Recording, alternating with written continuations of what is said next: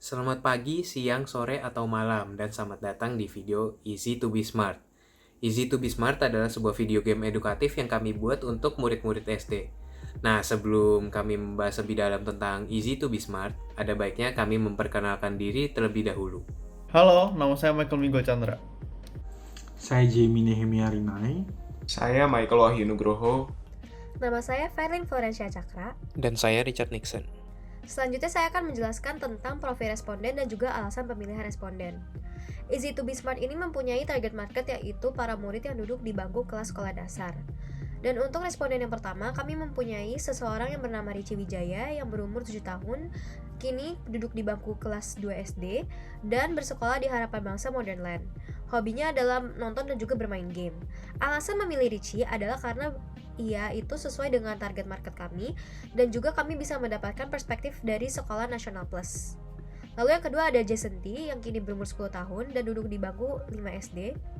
Lalu bersekolah di Sampurna Academy, hobinya adalah traveling dan bermain game. Alasan memilih Jason adalah karena kami bisa mendapatkan perspektif dari murid yang bersekolah di sekolah internasional. Dan yang ketiga kami mempunyai Al Fernandus yang kini berumur 10 tahun, kelas 5 SD, sekolah di Strada. Hobinya adalah bermain game. Kami memilih Al Fernandus karena Al Fernandus berasal dari sekolah nasional plus. Jadi kami bisa membandingkan murid-murid yang berasal dari sekolah yang mempunyai pengantar bahasa yang berbeda. Lalu yang keempat ada Jennifer Ann yang kini berumur 12 tahun dan duduk di kelas 6 SD. Ya ini sekolah di Penabur Kota Wisata dan hobinya adalah mendengarkan musik dan menari K-pop. Alasan kami memilih Jennifer Ann adalah karena Jennifer Ann ini merupakan siswi kelas 6 SD yang mempunyai pemahaman dan pengertian yang lebih baik dibanding responden lainnya, sehingga kami bisa mendapatkan feedback yang lebih detail. Lalu kesimpulan dari responden, yang pertama adalah keempat responden ini merasa jenuh terhadap sistem pembelajaran yang ada sekarang. Dan yang kedua, materi yang dipelajari itu secara garis besar sebenarnya merupakan topik yang sama, dengan kurikulum yang sama juga namun dengan bahasa pengantar yang berbeda. Lalu, yang terakhir, para responden ini merasa tidak keberatan dengan adanya ide belajar sambil bermain, dan banyak yang menganggap ide ini sebagai hal yang positif. Kita akan membahas tentang akar masalah dari produk ini. Untuk yang pertama, metode atau cara belajar yang digunakan saat ini masih terasa membosankan. Yang kedua, anak-anak kesulitan ketika ingin belajar sendiri. Dan yang terakhir, masih sedikit aplikasi penyedia belajar sambil bermain games. Kami juga menyebarkan survei kepada orang tua untuk mencari tahu apakah anak mereka cocok dengan metode pembelajaran yang digunakan saat ini. Mereka mengatakan bahwa anak-anak mereka kurang cocok dengan metode pembelajaran saat ini dan mereka berkata bahwa perlu ada perubahan karena generasi Z berbeda dengan generasi sebelumnya. Sehingga ini menjadi kesempatan bagi kami untuk memperkenalkan produk kami yaitu Easy to be Smart agar anak-anak mereka bisa lebih termotivasi dalam belajar dan mencari tahu lebih dalam tentang apa yang mereka pelajari. Untuk berikutnya, saya akan menjelaskan YY diagram. Yang pertama, masalah yang paling kita highlight adalah kenapa siswa itu sering bosan saat belajar di kelas. Kita memiliki 4 buah akar masalah. Yang pertama adalah kurang peduli dengan masa depan atau hubungan antara guru dan muridnya yang kurang terbuka. Yang ketiga adalah butuh adanya metode belajar yang baru. Dan juga yang keempat adalah time management dari anak sendiri itu yang kurang baik. Kali ini saya akan menjelaskan VP Design. VP Design itu dibagi menjadi 6. Ada Customer Jobs, Customer Gains, Customer Pains, Game Creator, Pain Reliever, dan juga Product as Service. Yang pertama saya akan menjelaskan Customer Jobs. Customer job sendiri itu ada belajar untuk mendapatkan nilai yang baik, bersosialisasi dengan baik, dan juga mendapatkan soft skill yang mumpuni. Terus ada yang namanya customer gains. Customer gains itu yang pertama adalah achievement. Mereka ingin mendapatkan 5 star atau biasanya adalah ranking. Yang kedua efisiensi dalam belajar, dapat belajar di mana saja, dan juga melatih team working sehingga team working skill mereka pun bertambah. Berikutnya adalah customer pains. Customer pains sendiri itu dapat kita simpulkan menjadi 4. Yang pertama adalah sekolah nasional biasa itu memiliki masalah dalam berbahasa, membosankan membosankan di kelas, kurang mengerti pelajaran dengan baik, dan juga kurang bisa beradaptasi. Yang berikutnya saya akan menjelaskan Gen Creator. Jadi Gen Creator yang kami buat ini ada 4. yaitu cara belajar baru, menyenangkan, dan juga yang akan disukai generasi Z dan juga generasi Alpha, di mana mereka dapat belajar di mana saja dan juga mereka dapat belajar sendiri. Terus yang kelima ada Pen Reliever. Kami ini membuat produk yaitu education games, di mana di education games ini kami buat ini terdapat bahasa Inggris dan juga bahasa lain-lainnya untuk belajar. Gampang untuk dikerjakan dan juga dapat digunakan untuk ice breaking dan juga metode belajar yang baru. Edu games yang kami buat ini tuh games yang dapat digunakan tidak hanya untuk bermain games tapi juga untuk menyicil belajar, sehingga mereka dapat belajar dengan baik dan juga mendapat nilai yang baik. Tentu saja produk dan servisnya itu adalah easy to be smart. Nah, jadi pada kesempatan kali ini saya akan membahas tentang produk kita yaitu Easy to be Smart. Nah, jadi Easy to be Smart ini adalah sebuah aplikasi yang memadukan permainan dan juga edukasi. Nah, jadi kita ini lebih ke arah teaching tools, di mana kita ini adalah tools untuk mengukur kemampuan sang anak dalam misalnya hal literasi, numerasi, dan pelajaran lainnya. Nah, jadi ini adalah tampilan layar pada saat kita pertama kali mempresentasikan produk kita ini kepada pengajar kita. Nah, di sini kita lebih memfokuskan kepada poin-poin apa sih yang ingin kita sampaikan kepada pengajar kami gitu. Nah, akan tapi karena pada sampai di titik ini juga gitu, jadi kita udah merombak juga sih bagaimana kira-kira aplikasi kita ini harus berjalan nantinya agar kira-kira lebih eye catching lagi di mata target pasar kita, di mana target pasar kita itu adalah anak SD dari kelas 1 sampai 6 SD. Oke. Jadi ini adalah tampilan layar pada saat kita sudah merombak semuanya gitu. Nah, di sini terlihat lebih eye catching lagi secara visual dan desain grafis.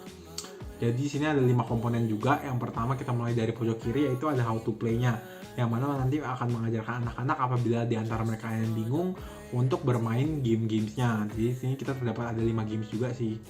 Nah, lalu di komponen bawahnya ada juga teori dan juga bintang, yang ini merupakan poin yang sangat penting yang mungkin nanti saya akan jelaskan di akhir, karena bintang ini adalah salah satu yang bisa ditinjau gitu dari bagaimana mereka seberapa efektif sih mereka bermain dan belajar di aplikasi kita ini.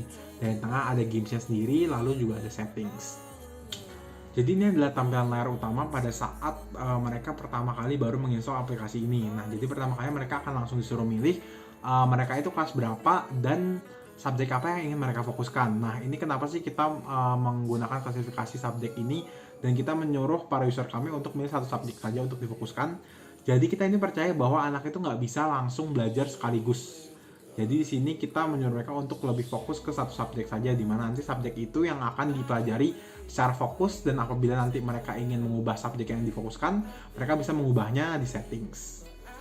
Nah, jadi di sini adalah tampilan layar pada saat sang pengguna mengklik tombol di tengah, yaitu tombol games. Nanti akan muncul tampilan layar seperti ini, di mana mereka akan disuruh milih metode permainan yang mereka inginkan. Ada multiplayer dan juga single player. Tapi yang multiplayer nanti akan saya jelaskan di video. Jadi di single player ini adalah di mana mereka pada saat mereka ingin mengasah kemampuan mereka sendiri. Jadi di sini sudah kita sajikan juga berbagai macam level, yaitu ada dari level easy, medium, dan juga hard. Jadi di mana level ini nanti akan berhubungan dengan bintang yang tadi kita bicarakan di awal, di mana tadi setiap bintang itu adalah sebagai salah satu tinjauan seberapa efektif sih mereka sudah belajar di aplikasi kami ini. Untuk lebih spesifiknya seperti apa nanti akan saya jelaskan di next slide. Nah, jadi di sini tentang lebih spesifiknya, yaitu nanti mereka pada saat bermain itu mereka akan bermain dengan AI yang sudah di-set. AI tersebut nggak akan kalah lebih dari 5 soal. Nah, jadi mereka itu nanti di setiap levelnya akan disediakan 20 paket soal yang akan disajikan secara acak, dan mereka bebas mau main game dimanapun. Dan juga dari satu paket itu terdapat 10 soal. Nah, jadi berhubungannya dengan bintangnya ini gimana? Jadi tergantung seberapa banyak mereka itu bisa menjawab soal di satu paket itu. Jadi kalau misalkan mereka berhasil menang, misalkan berhasil menjawab 5 soal, mereka mendapatkan 1 bintang. Akan tapi kalau misalkan mereka bisa menjawab 6-8 soal, mereka akan mendapatkan 2 bintang.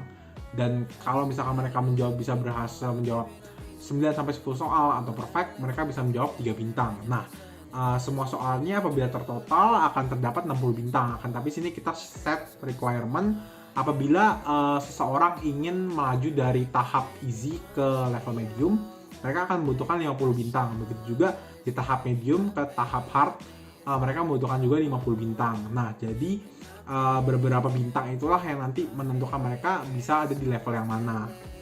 Nah, jadi untuk menjaga agar nanti para konsumen kami nggak stuck juga di satu level, atau mungkin mereka udah ngerasa sulit gimana sih nanti gamenya ini kalau misalkan mereka nggak bisa pecahin, habis itu nanti mereka ngerasa susah dan jadinya nggak pakai aplikasi kami lagi. Nah, jadi di sini kami juga menjelaskan dan menyajikan bagian teori juga.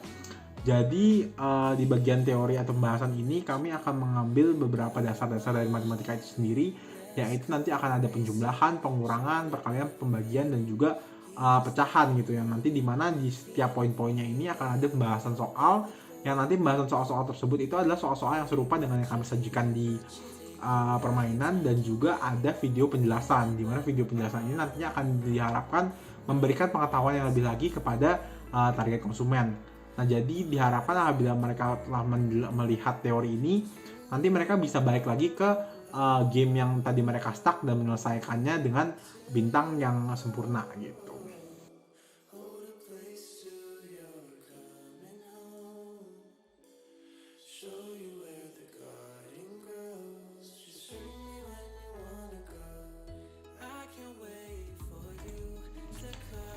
Nah, jadi di sini langsung masuk ke videonya aja. Di sini pertama kali mereka akan disuruh milih grade dan subjek yang ingin mereka fokuskan. Di sini dia memilih grade 1 dan subjeknya matematika. Nah, di sini juga bisa masuk setting, yaitu ada sound, background music, lalu language atau bahasa yang bisa mereka pilih juga, dan subjek yang bisa nantinya diganti-ganti. Nah, jadi langsung masuk aja ke gameplaynya sendiri. Ada single player dan multiplayer. Di sini dia akan milih single player terlebih dahulu. Nah, sini juga levelnya easy, medium, dan hard. Akan tapi ini karena baru, jadi yang bisa dibuka baru hanya easy. Nah, ini adalah game cari kata. Ini lebih ke permainan analitikal aja sih. Jadi nanti kita akan sesuaikan juga dengan subjek yang ada. Nah, selanjutnya di sini ada racing juga. Jadi ini permainannya cukup simpel sih. Jadi nanti kita kasih soal. Nah, dan soalnya tersebut jawabannya itu berupa pilihan ganda, dimana kalau misalkan mereka bisa menjawab dengan benar, kecepatannya itu akan bertambah. Tapi kalau misalkan mereka menjawab salah, nanti akan terdapat pengurangan kecepatan di sana. Nah, jadi kalau apabila mereka bisa menjawab dengan terus-menerus dengan benar, nantinya AI yang lain bisa ke balap dan mereka bisa menjadi pemenangnya gitu. Nah, lalu di sini ada multiplayer juga, di mana mereka itu bisa mengkomparasikan skill yang mereka punya dengan teman-teman mereka. Nah, di sini jadi bisa connect juga dengan teman-teman mereka dan bermain bersama. Nah, di sini mereka game yang mereka pilih yaitu ada Battle Boost. Nah, di Battle Boost ini sendiri nanti kedua pemain akan diberikan soal yang sama. Di sini apabila kedua pemain benar, nanti boostnya dua-duanya akan sama-sama muncul. Nah, kan tapi di poin apabila sang pemain salah dan lawannya benar, nanti yang mereka punya akan keluar, yang seharusnya main ini punya nanti nggak akan keluar gitu. Akan tapi di satu sisi lain, apabila mereka bisa benar juga, nanti pemain-pemainnya akan juga mendapatkan poin. Nah, jadi poinnya itu dan pemenangnya nanti akan dilihat dari situ. Dan permainannya akan lebih banyak lagi yang akan keluar. Demikian presentasi kami, terima kasih sudah memperhatikan dan semoga sehat selalu.